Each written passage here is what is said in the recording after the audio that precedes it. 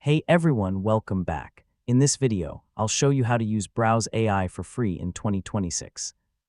If you want to automate web scraping, monitor websites, and extract data without coding, this guide will help you get started step by step. First, open your web browser and visit the Browse AI website. Next, sign up for a free Browse AI account or log in if you already have one. Now choose the free plan during the registration process if you're creating a new account. Next, access your Browse AI dashboard where you can create and manage your automation projects. Now click Create New Robot to start building your first web automation. Next, enter the website URL that you want Browse AI to monitor or extract data from.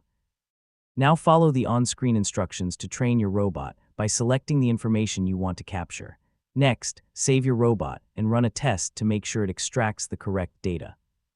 Now review the results in your dashboard and make any adjustments if needed. Finally, use the free plan within its available limits and upgrade later if you need more robots, tasks, or advanced features. And that's it. You've successfully learned how to use Browse AI for free. You can now automate website monitoring and data extraction without writing any code. And don't forget to like, share, and subscribe for more helpful tutorials.